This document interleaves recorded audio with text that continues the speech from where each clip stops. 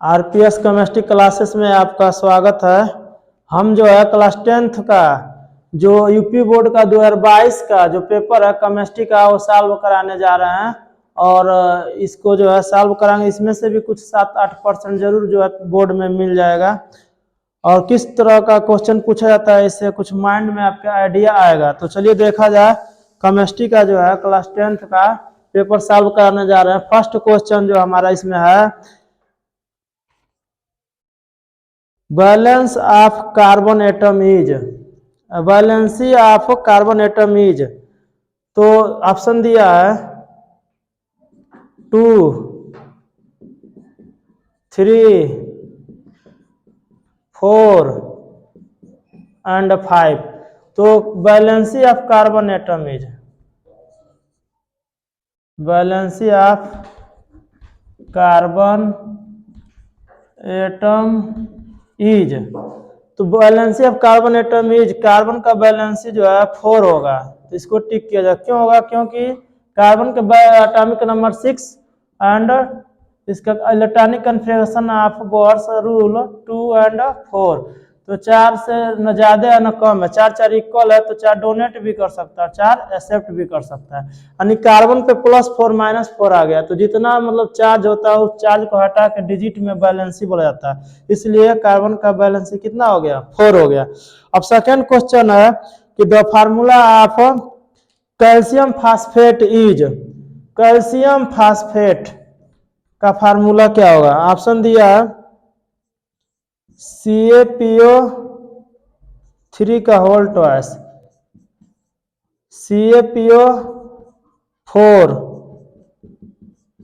Ca3PO4 का whole twice, CaP2O4। तो यहाँ से कैल्शियम फास्फेट का इसमें केमिकल फार्मूला क्या होगा? तो कैल्शियम का बैलेंस सेल में 2 इलेक्ट्रॉन आता है तो +2 चार्ज होगा। इसका रेडिकल में -3 है तो क्रॉस मल्टीप्लाई हम लोग करते हैं ऐसे। तो Ca का जो 3 चार्ज यहाँ आ जाएगा, 3 चार्ज यहाँ, 2 यहाँ आ जाएगा तो 3PO4 का होल ट्वाइस। यानी यह किससे मैच कर रहा है? देखिए Ca3PO4 का होल ट्वाइस किस ऑप्शन से मैच कर रहा है? तो 3 वाले से मैच कर रहा है तो 3 वाला सही हो जाएगा। तो कैल्शियम पर +2 क्यों लिखा गया? क्योंकि एटॉमिक नंबर 2, 2, 8 एंड 2 4 से कम है तो 4 से कम है तो 2 इलेक्ट्रॉन डोनेट करेगा तो 2+। अब फास्फेट पे क्यों -3 रखा गया?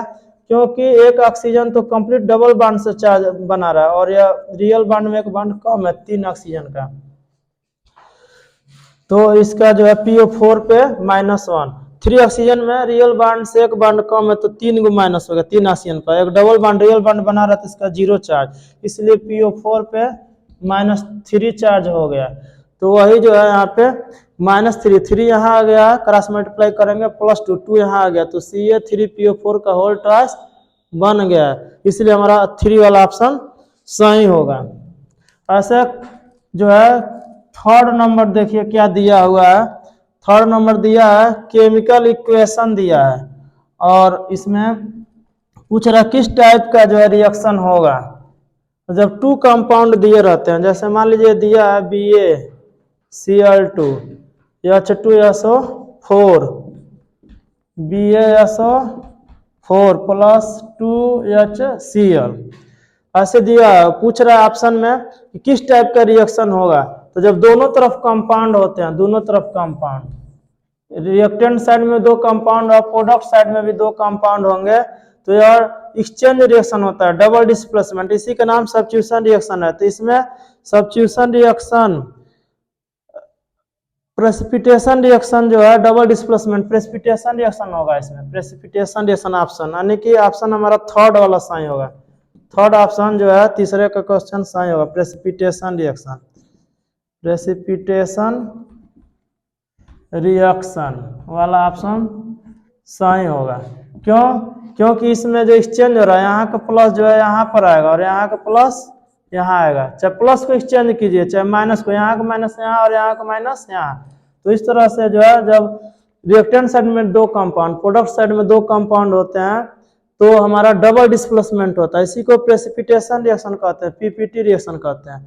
और यह इसमें देखिए जिंक अगर हो H2SO4 हो तो यह जो है डिस्प्लेसमेंट रिएक्शन होता है और इसका नाम है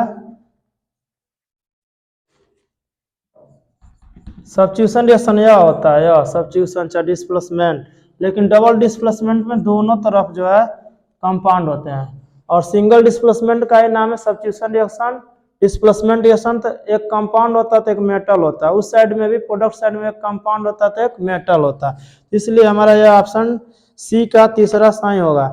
और इसमें अब दिया है 6 का ए, इसमें दिया write the oxidising and reducing agent in the following chemical equation. तो 6 दिया है, 6 का ए दिया है Cu+2 Zn Cu Zn+2। इसमें पूछा है कि कौन ऑक्सीडाइजिंग का काम कर रहा है कौन रिड्यूसिंग का काम कर रहा है। तो सबसे पहले हम लोग कॉन्सेप्ट समझेंगे, जब चार्ज इंक्रीज करता है यानी 1 से 2 चार्ज जो है इंक्रीज करेगा तो ऑक्सीडेशन होता है,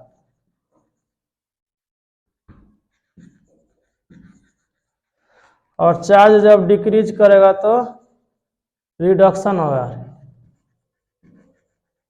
तो बस इसमें ये ध्यान देना, जब चार्ज इंक्रीज करता है तो ऑक्सीडेशन और चार्ज डिक्रीज करता है तो रिडक्शन। तो उल्टा हम लोग समझेंगे, इसमें पूछा है कि कौन इसमें ऑक्सीडाइजिंग का काम कर रहा है कौन रिड्यूसिंग का काम कर रहा है, तो जिसका ऑक्सीडेशन होता है उसी का उल्टा रिड्यूसिंग होगा, रिड्यूसिंग। और रिड्यूसिंग का उल्टा क्या होगा ऑक्सीडाइजिंग। बस हम ऐसे समझेंगे, जिसका ऑक्सीडेशन होता है उसी का दूसरा नाम रिड्यूसिंग है और रिडक्शन का नाम है ऑक्सीडाइजिंग। तो ऑक्सीडेशन के उल्टा क्या है, इसका नाम दिख रहा है रिड्यूसिंग, और रिड्यूसिंग के उल्टा ऑक्सीडाइजिंग, यानी कि oxidation is commonly known as reducing और reduction is commonly known as oxidising. तो बस हम पहचान लेंगे इसमें ऑक्सीडेशन का काम कौन कर रहा है। तो देखिए जो फ्री स्टेट में रहता है जीरो चार्ज, तो 0 से +2 चार्ज इंक्रीज कर रहा था ऑक्सीडेशन, तो ऑक्सीडेशन को ही रिड्यूसिंग कहते हैं, रिड्यूसिंग। और यहाँ देखिए +2 से फ्री स्टेट में तो 0 चार्ज, +2 से 0 तो चार्ज जो है 2 से 0 रहा है डिक्रीज कर रहा है, तो यहाँ रिडक्शन होगा, और रिडक्शन होता तो इसी का नाम ऑक्सीडाइजिंग है। क्लियर। तो बस ऑक्सीडेशन रिडक्शन पहचान लेंगे, तो ऑक्सीडेशन का दूसरा नाम रिड्यूसिंग है और रिडक्शन का दूसरा नाम ऑक्सीडाइजिंग है। अब देखिए इसमें 6 के ए हो गया, अब बी देखिए, तो बी में केवल यूज पूछा हुआ है, यूज। इसमें कह रहा है कि write down application of caustic soda and plaster of Paris, यानी कि यूज बताइए, NaOH का यूज क्या है, NaOH का यूज NaOH का क्या है, उसका प्लास्टर ऑफ पेरिस का यूज क्या है, प्लास्टर ऑफ पेरिस POP का यूज क्या है। तो हम लोग जानते हैं कि NaOH का जो यूज फर्स्ट यूज क्या है, हम लोग इससे सोप का फॉर्मेशन कर सकते हैं, सोप बना सकते हैं NaOH से, और इस कुछ रिएजेंट में यूज हो जाएगा, और एक स्ट्रांग या बेस है तो इस सोप का फॉर्मेशन इसलिए इससे होता है। और POP का यूज क्या है, तो ये हम बोन फ्रैक्चर में यूज होता है, सीमेंट बनाने में होता है, यानी कि प्लास्टर करने में होता है, तो मैन्युफैक्चर ऑफ द सीमेंट, और स्टैचू भी बनता है, तो POP का यूज हम लोग ऐसे लिख सकते हैं। अब देखिए 7 नंबर जो है IPSC नाम लिखना है, क्वेश्चन नंबर 7, क्वेश्चन नंबर 7 दिया केमिस्ट्री का। ए कह रहा है कि right the IPSC name of the following structure चाहे कंपाउंड, तो ए दिया इसमें जो है ए में 1 IPSC नाम लिखना है, IUPSC नेम लिखना है। तो फर्स्ट दिया है HC डबल बॉन्ड OH, और सेकेंड दिया हुआ है CH3 CH3 CH3 CH2 CH3 CH3। तो यहाँ पे देख रहे हैं हम लोग सबसे पहले फंक्शनल ग्रुप है COOH, तो इसका IPSC नेम में ओइक एसिड पढ़ते हैं, सफिक्स में ओइक एसिड, तो 1 कार्बन है तो मीथेन, COOH है तो ओइक एसिड, तो इसका नाम हो जाएगा मिथेनोइक एसिड, मिथेनोइक एसिड। चाहे HCOOH को फार्मिक एसिड भी कहते हैं, और यहाँ देखिए जब हम लोग इसका नाम लिखेंगे तो लॉन्ग चेन का ध्यान दिया जाता है। लॉन्ग चेन ज्यादा से ज्यादा कार्बन का नंबरिंग हो, कम से कम कार्बन छूटे, ब्रांच जिधर नजदीक पड़े उधर से हम लोग नंबरिंग करते हैं। तो ब्रांच अगर लेफ्ट साइड से चलेंगे तो 2 है, इधर से 1 है, तो इसलिए हम लोग लेफ्ट साइड से नंबरिंग करेंगे। अगर राइट साइड से करेंगे तो गलत हो जाएगा, इसलिए यहाँ से नंबरिंग करेंगे 1 2 3 4। तो मिथाइल छूटा है 2 पे, फिर इस पे मिथाइल, इस पे मिथाइल। 1 कार्बन छूटता है तो मिथाइल पढ़ते हैं, 2 कार्बन छूटता है तो इथाइल पढ़ते हैं। तो ये 2 पर ही मिथाइल है, फिर इसी 2 पर यह मिथाइल है, और इस 4 पे एक बार मिथाइल है, यानी टोटल 3 गो मिथाइल हो रहा है, 2 2 4, तो ट्राई मिथाइल, ट्राई मिथाइल। और टोटल नंबर ऑफ कार्बन 5 का नंबरिंग हुआ है, तो पेंट सिंगल बॉन्ड है तो एन, तो पेंट प्लस एन हो जाएगा आपका पेंटेन, ऐसे। तो 2 2 4 ट्राई मिथाइल पेंटेन, तो इसमें आईपीएससी दिया है।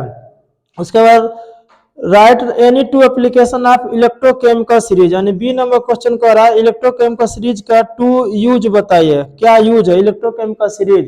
तो इलेक्ट्रोकेमिकल सीरीज से हम लोग जो है कलर भी चढ़ा सकते हैं, एक दूसरे पर कलर चढ़ा सकते हैं, और जो है इलेक्ट्रोप्लेटिंग का काम होता है इस पे, यानी कि जो गैल्वेनाइजेशन होता है, पॉलिश होता है, ये भी इसका जो है सोने पर पॉलिश, चांदी का जो है चांदी पर पॉलिश होता है सोने का, चाहे किसी भी आयरन पे अगर चांदी का पॉलिश होता है तो इसका भी हम लोग इस पे इसका यूज करते हैं, पॉलिश चढ़ाया जाता है। और इसमें जो है इलेक्ट्रोकेमिकल सीरीज में मैक्सिमम क्या होते हैं, सभी मेटल ही होते हैं, सभी मेटल होते हैं, और ऊपर वाले जो है मोस्ट रिएक्टिव होते हैं, नीचे वाले लिस्ट रिएक्टिव होते हैं, एक दूसरे को डिस्प्लेसमेंट कर देते हैं। लेकिन इसमें केवल पूछा यूज क्या है, तो यूज हमारा मेन पॉलिश जो हम लोग करते हैं चांदी का, चाहे मान लीजिए लोहे पर चांदी का करते हैं, चाहे चांदी पर सोने का पॉलिश जो चढ़ाते हैं, तो इससे हम लोग चढ़ा सकते हैं। चाहे एक दूसरे पर जो हाल पे जो चढ़ाया जाता है अलग जो मेटल, तो उसको भी इससे हम लोग कर सकते हैं, चाहे जो है वो। अब नेक्स्ट जो है इसमें क्वेश्चन नंबर 8 है, जो कह रहा है कि कंप्लीट द फॉलोइंग रिएक्शन, तो इसको भी देख लीजिए। कंप्लीट द फॉलोइंग रिएक्शन क्या है, complete the following reaction, reaction को कंप्लीट करना है।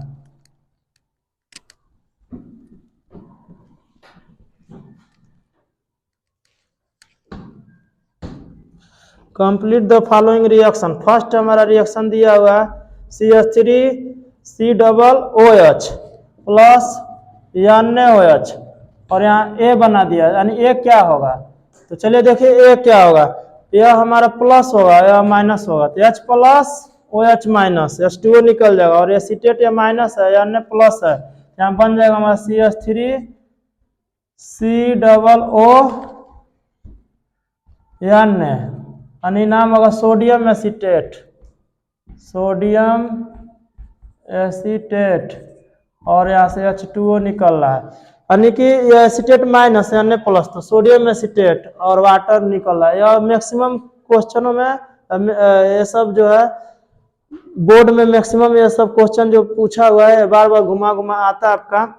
तो देखिए दूसरा नंबर दिया है C2H5OH प्लस N, और यहाँ कह रहा है बी क्या होगा, complete the following reaction, B क्या होगा यहाँ पे, तो यहाँ भी वही sodium is most reactive then hydrogen, hydrogen को डिस्प्लेसमेंट करेगा, यहाँ से हाइड्रोजन आपका डिस्प्लेसमेंट हो गया, तो यह माइनस हो गया C2H5O माइनस N प्लस, यानी N प्लस और यह माइनस, यानी प्लस माइनस में अट्रैक्शन हो गया, तो सोडियम एथाक्साइड नाम होगा, इसका सोडियम नाम है, C2H5 का ए था, ऑक्सीजन को ऑक्साइड, तो इसका नाम हो जाएगा सोडियम एथा ऑक्साइड, सोडियम एथॉक्साइड इसका नाम हो जाएगा। और थर्ड रिएक्शन पूछा हुआ है CH3COOH प्लस C2H5OH, और यहाँ पे दिया H2SO4 कॉन्सेंट्रेट, यानी सल्फ्यूरिक एसिड कॉन्सेंट्रेट, हीट करना है, और सी कह रहा है क्या होगा प्रोडक्ट, तो ये हमारा आप जानते हैं घुमा के पूछा हुआ reaction complete the following reaction, इसी को एस्टरिफिकेशन कहते हैं, when the any acid and any alcohol form the ester RCOOR ester are called esterification, तो एस्टरिफिकेशन ही है यहाँ H plus OH minus, H2 आपका यहाँ रिलीज होगा निकलेगा, और acetate minus alkyl group plus, यानी इथाइल जो प्लस है यहाँ पे, तो अट्रैक्शन हो जाएगा CH3COO माइनस C2H5, इसका नाम होगा इथाइल एसीटेट, इथाइल एसीटेट। चाहे एक और नाम होगा इथाइल, और 2 कार्बन है इथेन प्लस OH, इथेनोएट, यानी कि इसको ओएट पढ़ते हैं सफिक्स में एस्टर को। इसका फार्मूला होता है RCOOR तो एस्टर है, एस्टर है। इस एस्टर बन रहा है इसलिए इसको एस्टरिफिकेशन कहते हैं। तो ये जो है डायरेक्ट नेम से भी पूछ देता है एस्टरिफिकेशन क्या था, अक्सर हर साल बोर्ड में आता है। अब देखिए 4 नंबर जो इसमें रिएक्शन दिया है C2H5OH और KMnO4 दे दिया, KMnO4, और कह रहे डी क्या होगा, तो KMnO4 डी क्या होगा, तो यहां से हमारा यह जो है KMnO4 स्ट्रांग ऑक्सीडाइजिंग एजेंट है, तो डायरेक्ट जो है एल्कोहल को एसिड में कन्वर्ट कर देता है। KMnO4 स्ट्रांग ऑक्सीडाइजिंग एजेंट है, तो डायरेक्ट जो है एसिड में कन्वर्ट कर देता है। तो जितने कार्बन के एल्कोहल होगा उतने ही कार्बन का एसिड में कन्वर्ट कर देता है। तो 2 कार्बन के एल्कोहल है, तो यहाँ से 2 कार्बन का एसिड में कन्वर्ट हो जाएगा, 2 कार्बन का एसिड में कन्वर्ट हो जाएगा, यानी कि इथाइल अल्कोहल से यह इथेनोइक एसिड बन जाएगा, इथेनोइक एसिड बन जाएगा। यानी इसके प्रेजेंस में ऑक्सीडेशन हो रहा है, तो ऑक्सीडेशन हुआ तो क्या, इसको हम लोग ऐसे भी लिख सकते हैं इथाइल अल्कोहल को CH3CH2OH, यानी कि हम लोग इसमें क्या किए हैं, वाटर रिमूव हो गया, वाटर।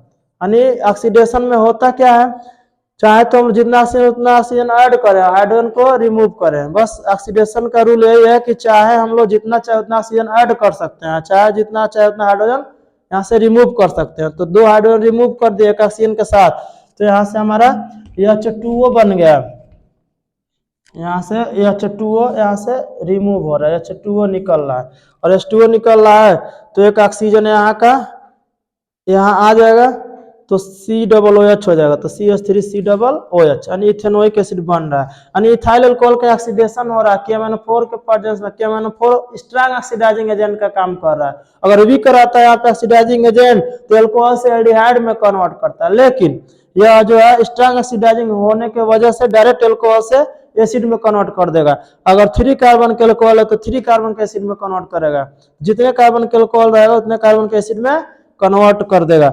अब लास्ट रिएक्शन है हमारा 5 number C2H5OH in the presence of H2SO4, और यहाँ पे हम लोग हीट करेंगे तो कह रहा है E क्या होगा, तो E क्या होगा, H2SO4 के प्रेजेंस में जब हम हीट करेंगे तो यहाँ से वाटर निकल जाता है, OH माइनस और H प्लस, ऐसे निकल जाएगा H2O निकलेगा, तो हमारा C2H4 बच रहा है, C2H4, यानी C2H4 को हम इथाइलिन कहते हैं।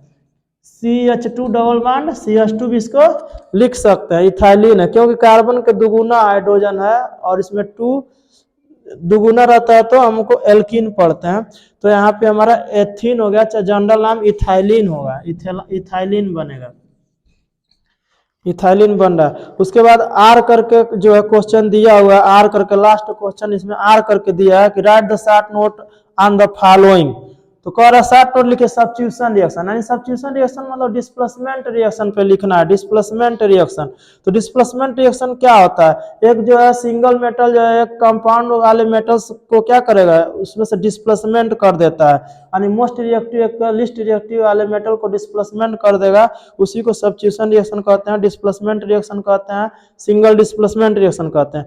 होमोलोगस सीरीज दिया है, होमोलोगस सीरीज क्या होता है, तो होमोलोगस सीरीज पे राइट द शॉर्ट नोट लिखना है, homologous series, homologous series, homologous series लिखना। होमोलोगस सीरीज क्या होता है, तो हम लोग जानते हैं कि alkane alkene alkyne, suppose that alkane है, एल्केन है, तो इसमें जो है एक एल्केन एल्किन एल्काइन में जो CH2 का डिफरेंस होता है, यानी कि सीरीज में यह हमारा एल्केन है, एल्केन यानी CnH2n+2, कार्बन के दुना का कार्बन में 2 ऐड किया हुआ है तो यह एल्केन है। तो एल्केन है तो इसमें जो है CH4 मीथेन इथेन प्रोपेन ऐसे दिया हुआ है, तो इसमें हम लोग CH2 का ही डिफरेंस आता है एक सीरीज में, तो कह देंगे एल्केन एल्कीन एल्काइन में जो सीरीज में CH2 का डिफरेंस आता है उसी को हम लोग होमोलोगस सीरीज कहते हैं। होमो मतलब सेम हो, लोगस मतलब इन लोगों के बीच सीरीज में सेम हो, यानी CH2 का डिफरेंस आएगा। जैसे एल्कीन में देख लीजिए C2H4 C3H6, कार्बन का दोनों हाइड्रोजन होता है एल्कीन में C4H8। यहाँ भी लेस करेंगे नीचे वाले में से ऊपर वाला तो CH2 का डिफरेंस आएगा। 4 में से 3 कार्बन जाएगा तो 1 कार्बन, और उसके बाद 8 में से 6 हाइड्रोजन जाएगा तो 2 हाइड्रोजन। इस तरह से CH2 का डिफरेंस आएगा। इस तरह से हम लोग होमोलोगस सीरीज के भी बारे में जान गए। उसके बाद कंब्यूशन रिएक्शन क्या होता है? कंब्यूशन मतलब होता है आपका कंब्यूशन रिएक्शन। कंब्यूशन मतलब क्या होता है? थर्ड हमारा कंब्यूशन रिएक्शन पे 60 नोट लिखना है। कंब्यूशन रिएक्शन। तो कंब्यूशन रिएक्शन में क्या होगा? कंब्यूशन मतलब होता है ऑक्सीजन से रिएक्शन कराना। मान लीजिए सपोज मीथेन का करा रहे हैं, कभी भी कंब्यूशन मतलब बर्न कराना। ऑक्सीजन के प्रेजेंस में बर्न होगा तो ऑक्सीजन कार्बन से भी रिएक्शन करेगा और हाइड्रोजन से भी करेगा, दोनों से करेगा। तो अगर ये ऑक्सीजन कार्बन से करेगा तो CO2 बनेगा, और यही ऑक्सीजन हाइड्रोजन से करेगा तो H2O बनेगा। तो इस तरह से हम लोग यहाँ 2 से मल्टीप्लाई कर देंगे तो यहाँ पे 3 से करना पड़ेगा, तो ये ऑलरेडी बैलेंस हो गया। तो कंब्यूशन रिएक्शन मतलब कोई भी हाइड्रोकार्बन है उसको ऑक्सीजन के प्रेजेंस में बर्न करा दीजिए तो वही CO2H2 ही बनता है, बस बैलेंस में अंतर होता है, इसी को कंब्यूशन रिएक्शन कहते हैं। अब लास्ट है एस्ट्रिफिकेशन।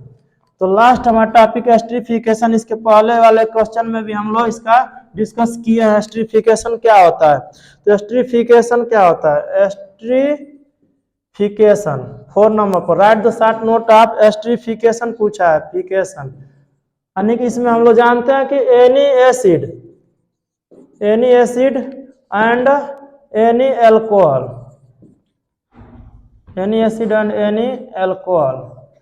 यह एसिड है और यह एल्कोहल है। दोनों लेंगे H प्लस OH माइनस, तो यहाँ से H2O निकल जाता है H2O, और हमारा यह बच जाता है CH3COO और यह C2H5, यानी इथाइल एसीटेट हो जाएगा। इसी को एस्टर कहते हैं। एस्टर क्यों कहते हैं? क्योंकि ये R है COO, यह भी R डैश है। तो इस तरह से हमारा एस्टर हो गया। तो एस्टर जब बन जाता है उसी को एस्ट्रिफिकेशन कहते हैं। When the any acid and any alcohol form the ester are called esterification. तो इस तरह से आपका 2022 का पेपर क्लास 10th का पूरा केमिस्ट्री का सॉल्व हो गया। तो आप लोग ऐसे बने रहिए और जो है लाइक और शेयर करते रहिए। और इसमें से मैक्सिमम कुछ रिएक्शन है और भी कुछ टॉपिक है जो बहुत ही इंपॉर्टेंट है, आप तैयार कर लेंगे तो बोर्ड में निश्चित रूप से आएगा, कंफर्म आएगा। Thank you.